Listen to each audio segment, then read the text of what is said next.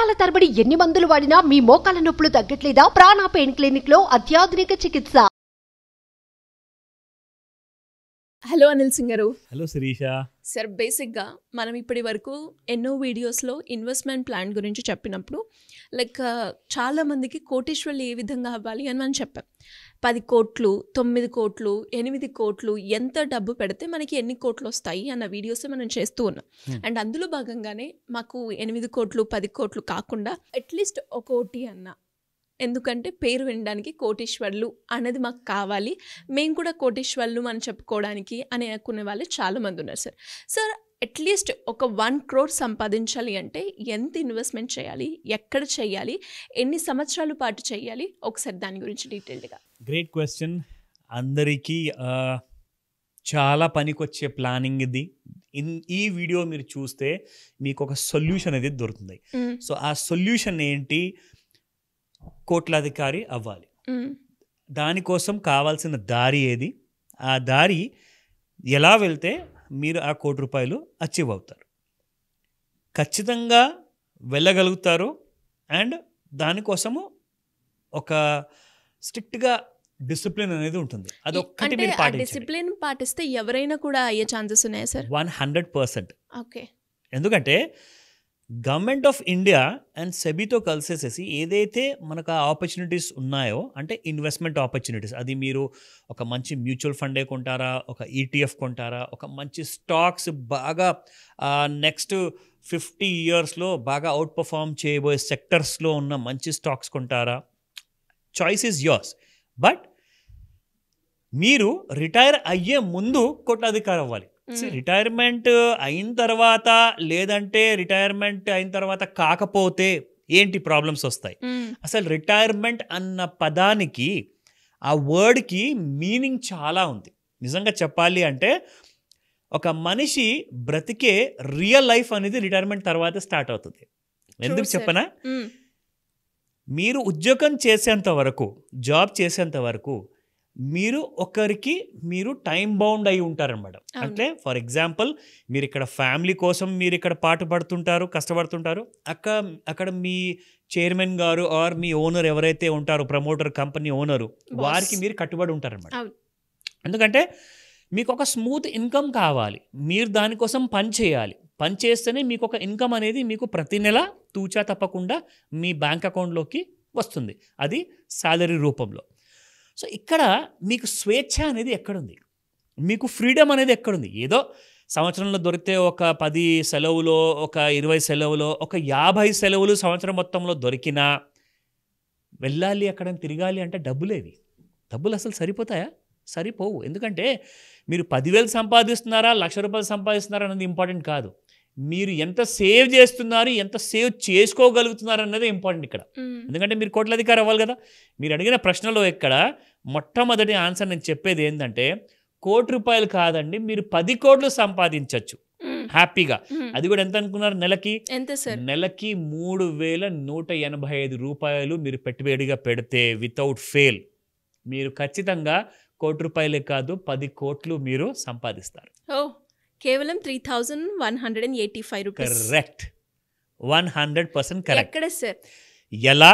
నేను ఇందాక మీకు చెప్పాను, మీరు మ్యూచువల్ ఫండ్స్, ETFs, స్టాక్స్, మంచి సెక్టోరల్ ఇన్వెస్ట్మెంట్స్. సెక్టోరల్ అంటే ఏంటి అంటే చూడండి, ఒక 20 సంవత్సరాల ముందు సాఫ్ట్వేర్ కంపెనీస్ బాగా 20 years బ్యాక్ మీకు చాలామంది చెప్పారు. సో అలాంటి విజన్ ఉన్న కంపెనీస్, అంటే ఇప్పుడు చూసుకుంటే నిజంగా కనీసము మన దగ్గర స్టాక్ మార్కెట్లో ఒక 12 నుంచి 15 సెక్టర్స్ ఉన్నాయండి. అంటే ఆటోమోటివ్ సెక్టర్స్ ఉన్నాయి, మీకు ఇన్ఫర్మేషన్ టెక్నాలజీ ఉంది, బ్యాంకింగ్ సెక్టర్ ఉంది, FMCG ఉంది, అలాగే మీకు ఇలాగే చాలా సెక్టర్స్ ఉన్నాయి. సో ఏ సెక్టర్ నెక్స్ట్ 40 yearsలో మీకు అలాంటి ₹1,00,00,000 తెచ్చిపెడుతుందంటే దాన్ని మనం రీసెర్చ్ చేసి ట్రైన్ చేస్తామన్నమాట.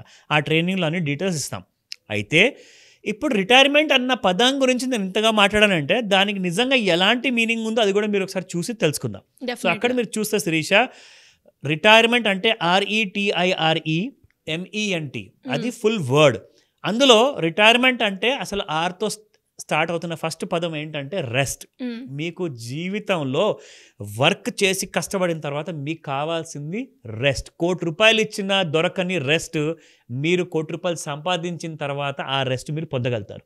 రెండోది ఎంజాయ్మెంట్. లైఫ్లో వర్క్ చేసినంత కాలం మాత్రం ఎంజాయ్మెంట్ అనేది ఫుల్ ఫ్లెడ్జ్డ్గా మీరు చేయలేరు. ఎలాగో ఏదో కాస్తంత అడ్జస్ట్మెంట్ చేసుకుంటూ సరే ఒక వారం రోజుల కోసం ఊరికి వెళ్దామా సంతోషం, కానీ ఈ రియల్ ఎంజాయ్మెంట్ 10 కోట్లు సంపాదిస్తేనే వస్తుంది.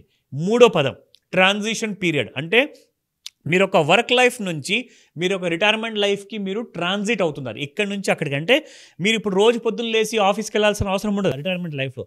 అయితే రిటైర్మెంట్ అయిన తర్వాత ఆ ట్రాన్సిషన్లో మీకోసము 10 కోట్ల రూపాయలు వెయిట్ చేస్తూ ఉంటాయి ఒకవేళ మీరు ముందే ప్లానింగ్ చేసుకుంటే. Fourth important alphabet independence. డబ్బులు లేని ఇండిపెండెన్స్, అది కూడా ఒక ఇండిపెండెన్సేనా? నిజంగా నేను చెప్తాను, డబ్బులు ఉంటేనే రియల్ ఇండిపెండెన్స్ వచ్చినట్టు. And another word reflection. మిమ్మల్ని మీరు అద్దంలో చూసుకుంటే ఎలాగైతే రిఫ్లెక్ట్ అవుతారో ఆ రిఫ్లెక్షన్ని మీరు తెలుసుకోవాలి అంటే from your bottom of your heart and from your thought process. ఆ రెండు విధాలుగా మీరు చూసుకుంటే మీ రిఫ్లెక్షన్ పాయింట్ ఎలా ఉండాలి అంటే పాజిటివ్గా కనపడాలి. అంటే మీ బ్యాంక్ బ్యాలెన్స్ కనీసం 10 కోట్లు ఉండాలి. Other word exploration. మీ దగ్గర డబ్బులు ఉంటేనే కదండి మీరు ఎక్స్ప్లోర్ చేయడానికి యూరోప్ వెళ్తారా, అమెరికా వెళ్తారా, ఎక్కడికి వెళ్తారా వెళ్ళండి, కానీ ఎక్స్ప్లోరేషన్ కోసం డబ్బులు అవసరం, అది కూడా కొన్ని కోట్లలో ఉండాలి. అలాగే మెచ్యూరిటీ. 20 years తర్వాత అందరూ ఎక్స్పెక్ట్ చేస్తారండి ఈ మనిషి దగ్గర కాస్తంత మెచ్యూరిటీ ఉంటుందని చెప్పేసి, కానీ మీరు ఇంకా మెచ్యూర్ ఎప్పుడు అవుతారు? రిటైర్మెంట్ అయిన తర్వాత, ఎందుకంటే ఏజ్ సీనియారిటీ వచ్చేస్తుంది మీకు. నా అనదర్ వర్డ్ ఎంపవర్మెంట్. ఎంపవర్మెంట్ అంటే ఏంటి? మన దగ్గర అసలు డబ్బు లేకపోతే నా దగ్గర ఎంత పవర్ ఉంటే కూడా లాభం లేదు, నా డబ్బే నన్ను డ్రైవ్ చేస్తుంది, అదే ఆ రిటైర్మెంట్ ఫండ్ 10 కోట్లు. Coming to the last but not the least, last 2 wordsలో న్యూ బిగినింగ్స్. మీరు కొత్తగా ఏదన్నా వెంచర్ అవుట్ చేయాలనుకుంటారు, నలుగురికి సహాయం చేయాలా, కొంచెం దానం చేద్దాం, ఎందుకంటే మనం ఒక 10 కోట్లు సంపాదించాం కాబట్టి అదొక సాటిస్ఫాక్షన్ ఇస్తుందండి, ఇన్నర్ సాటిస్ఫాక్షన్. ఆ దేవుడి దగ్గర వెళ్ళిన తర్వాత నేను ఎలాంటి ఆన్సర్ ఇచ్చుకోవాలి, సో ఈ 10 కోట్ల నుంచి కొంచెమన్నా మీరు ఒక లాంటి చారిటీ చేశారనుకోండి, so that's a new beginning for you. ఇప్పటిదాకా ఒక ఉద్యోగి, ఇప్పుడు మీరు ఒక చారిటబుల్ పర్సన్, మీరు ఎవరికైతే దానం ఇచ్చే అలాంటి మీ దగ్గర ఆ పవర్ వచ్చింది కాబట్టి because of 10 crores. Now last but not the least time freedom. పొద్దున్నే లేచేసి 8 గంటల వరకు ఆఫీస్కి వెళ్ళడం అవసరం లేదు, ఎందుకంటే మీ దగ్గర డబ్బు ఉంది ప్లస్ టైం ఫ్రీడమ్ కూడా ఉంది. సో ఈ రెండింటినీ కూడా మీరు హ్యాపీగా ఎంజాయ్ చేయగలుగుతారు. నేను చెప్పినట్టుగా ఇప్పుడు ఎలాగైతే మీరు పెట్టుబడి పెట్టాలో కరెక్ట్గా ఆ క్యాల్కులేషన్ మీకు చేసి చూపిస్తాను. అంటే రైట్గా ఇన్వెస్ట్మెంట్ ఒక మంచి పర్టికులర్ ఒక ఏజ్ నుంచి మనం కనుక ప్లాన్ చేసుకుంటే ఈ రిటైర్మెంట్లో మీరు చెప్పిన ప్రతి వర్డ్కి మనం ఎక్స్పీరియన్స్ అయ్యే ఛాన్సెస్ ఉన్నాయంట. అబ్సల్యూట్లీ, దానికి అర్థం కూడా ఉంటుంది. ఓకేనా? నా ఫర్ ఎగ్జాంపుల్ ఒక 20 ఏళ్ళ యంగ్స్టర్స్ ఉన్నారు, అంటే అది ఆడ మగ ఎవరైనా ఉండొచ్చు, maybe a male or a female. మీకు 20th ఏజ్లో ఫర్ ఎగ్జాంపుల్ మీరు ఒక చిన్న ఉద్యోగం స్టార్ట్ చేశారు అనుకుందాం, అది పార్ట్ టైమే అనుకుందాం అండి, మీ ఫ్యామిలీకి మీరు సపోర్ట్ చేద్దామని చెప్పేసి మీరు ఉద్దేశంతో స్టార్ట్ చేశారు. సో మీకు ఎంత అవసరం పడుతుంది ఒక నెక్స్ట్ 40 yearsలో, అంటే 60th year ఏజ్లో మీరు రిటైర్ అవుతారు కాబట్టి నెక్స్ట్ 40 ఏళ్లలో జస్ట్ ₹3,185 మీరు పెట్టుబడిగా పెడితే ₹1,00,00,000 కాదండి 10 కోట్లు వస్తాయి మీకు. సరే ఒకసారి చూద్దాం. Exactly, let's start. ఇక్కడ మీరు చూడండి, ఇలాంటి క్యాల్కులేషన్స్ మీకు కంప్లీట్గా పవర్ ఆఫ్ కంపౌండింగ్తోనే వస్తాయి. సో ఇక్కడ మీరు చూసుకుంటే ఈ క్యాల్కులేటర్లో సిప్ క్యాల్కులేటర్ అంటారు దీన్ని, సిస్టమాటిక్ ఇన్వెస్ట్మెంట్ ప్లాన్. ప్రతి నెల తూచా తప్పకుండా, ఒకవేళ మీకు ఒక పూటకి ఒక నెలకి మీకు ఆ డబ్బులు సరిపోతలేవు అంటే కూడా మీరు పస్తులు ఉండండి, కానీ పెట్టుబడి మాత్రం ఖచ్చితంగా చేయండి. గ్యారంటీగా మీకు అలాంటి ఫ్యూచర్ ఉంటుంది. సో ₹3,185 మీరు పెట్టుబడి, సంవత్సరానికి మీకు మినిమం చెప్తున్నాను 12% నుంచి 15% వరకు ఖచ్చితంగా మీకు రిటర్న్స్ వస్తాయి. అండ్ ఇక్కడ మీకు 40 సంవత్సరాల వరకు పెడుతున్నారు. అండ్ మీరు చూడండి, ఇక్కడ మీరు టోటల్గా పెట్టిన పెట్టుబడి ₹15,28,800 మీరు పెట్టారు పెట్టుబడి. మీకు వచ్చే రాబడి 10 కోట్ల రూపాయలు, ₹20,000 దాని మీద. సో 10 crores అనుకోండి రౌండ్ ఫిగర్. సరే 9 crores వచ్చినా కానీ లాస్ ఏమైనా ఉందా? లేదు. 40 ఏళ్ళ తర్వాత మీకు ఈ 10 కోట్లు ఒక శ్రీరామ రక్షగా ఎప్పటికీ మీకు సేఫ్గా మిమ్మల్ని ఉంచుతాయి, మీ ఫ్యామిలీని రిచ్ లైఫ్ని ఎక్స్పీరియన్స్ చేసుకునేటట్టుగా మిమ్మల్ని హెల్ప్ చేస్తాయి. Super sir, great idea. And చాలా మందికి కూడా కోటీశ్వర్లు అవ్వాలి అని అనుకుంటారు.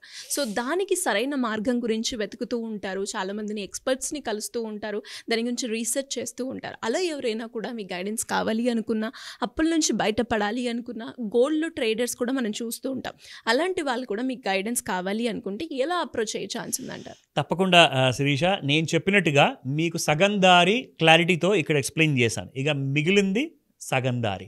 ఆ మిగతా సగం దారిని మీరు ఎలా అచీవ్ అవ్వాలి అంటే అసలు ఎక్కడ పెట్టుబడి పెట్టాలి, ఎలాంటి ఇన్స్ట్రుమెంట్ని ప్రిఫర్ చేయాలి, అది మ్యూచువల్ ఫండా, లేదంటే నా ఎక్కువ రిటర్న్ ఇచ్చేది ఈటీఎఫా, లేదంటే ఎక్కువ రిటర్న్ ఇచ్చేది ఒక మంచి స్టాకా, ఆ స్టాక్ నేను ఎలా ఎన్నుకోవాలి, సెక్టర్ ఏంటి, అవన్నీ తెలుసుకోవాలి అంటే మీకు స్క్రీన్ పైన కనిపిస్తున్న నెంబర్కి కాల్ చేయమని చెప్తాను. ఎందుకంటే అప్పులున్నా, రిటైర్మెంట్ ప్లానింగ్ కావాలన్నా, పిల్లల కోసం ఎడ్యుకేషన్ ప్లాన్స్ ఉన్నాయా, మీరు రిచ్గా రిటైర్ అవ్వాలనుకుంటున్నారా, ఖచ్చితంగా రిటైర్మెంట్ ప్లాన్స్ కోసము కాల్ చేశారనుకోండి, నంబర్ బిజీగా వస్తుంది.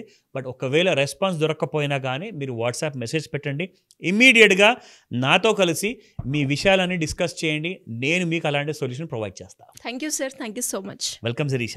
సుమన్ టీవీలో మీ పర్సనల్ అండ్ బిజినెస్ ప్రమోషన్స్ కోసం కింది నెంబర్కి కాంటాక్ట్ చేయండి.